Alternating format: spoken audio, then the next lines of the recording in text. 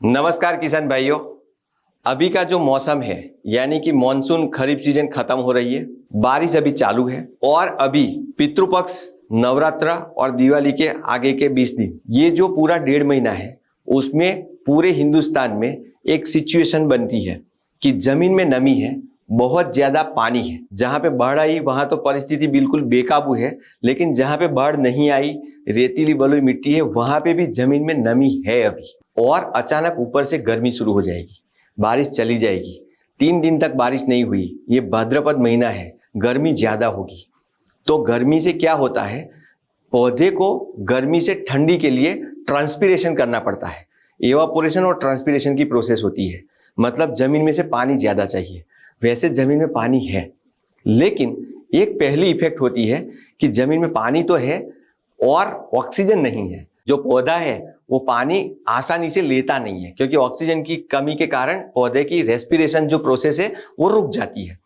तो जमीन में रेस्पिरेशन नहीं है, ऊपर रेस्पिरेशन ज्यादा है। इस सिचुएशन में पौधा मुरझा जाता है। आपको ऐसा लगता है ये कोई रोग है, झुलसा है, लेकिन कोई फंगल डिसीज नहीं है, ये फिजिकल या तो फिजियोलॉजिकल प्रोसेस का रुकावट है।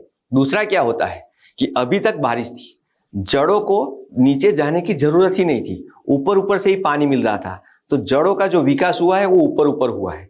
मतलब आप खेत में जाके देखते हो तो जहां खोदे हुए वहां से जड़ें मिलेगी, चाहे खरपतवार की मिले चाहे आपकी फसल की मिले, लेकिन जड़ें सब ऊपर होगी। और अचानक से गर्मी हुई, 3 दिन तक बारिश नहीं हुई, बादल खुल गया और अचानक से ऊपर का जो 3 से 4 सेंटीमीटर का लेयर है वो सूख जाएगा।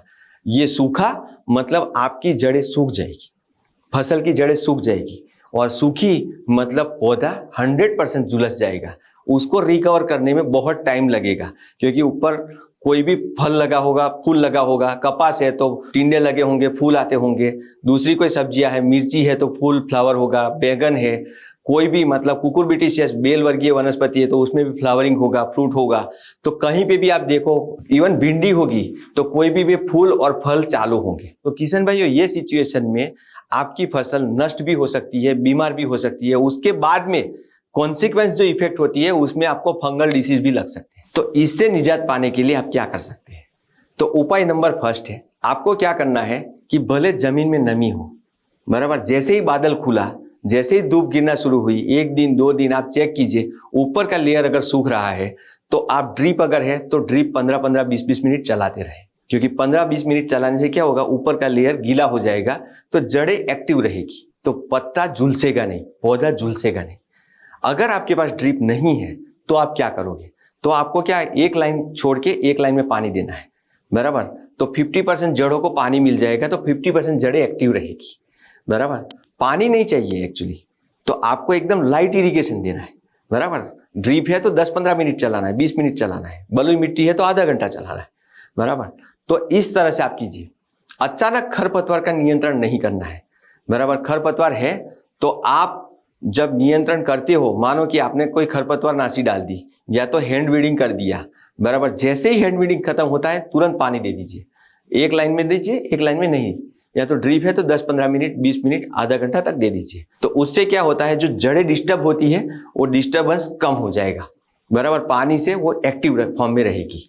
दूसरा, यहाँ पे आपको ऐसा लगता है, दो है, मतलब सब कुछ करना है ऐसा नहीं है, 2 चीजें हैं। अगर आपको लगता है कि आपकी मिट्टी चिकनी मिट्टी है, मतलब एकदम काली मिट्टी है या तो भारी मिट्टी है, तो वहां पे मॉइस्चर ज्यादा होगा, तो उसको तोड़ने के लिए एमोनियम सल्फेट है, मैग्नीशियम सल्फेट है, ऐसी चीजों का प्रयोग कीजिए, बराबर, जिसमें सल्फर कंटेंट हो। इवन सल्फर भी डाल सकते हो। नॉर्मल उपाय में बताता हूं, 25 किलो एमोनियम सल्फेट, 5 से 7 किलो जितना मैग्नीशियम सल्फेट और 2 से 3 किलो जितना सल्फर, बराबर। आप पाउडर या दानेदार भी डाल सकते हो, सल्फर मैक्स भी डाल सकते हो।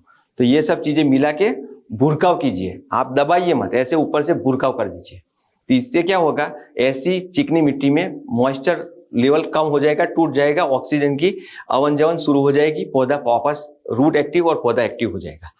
तीसरा उपाय है कि आपको ऐसा लगता है कि मेरी मिट्टी तो बलुई मिट्टी है, दोमट मिट्टी है, जहां पे पानी तो है अभी, लेकिन अभी अचानक सूख जाएगा, तो जड़ों को थोड़ी सी एनर्जी के साथ एक्टिव करने के लिए ह्यूमिक पावर NX दे सकते हैं। ह्यूमिक पावर NX है लगभग 200 ग्राम प्रति एकड़ देना है ड्रिप के साथ।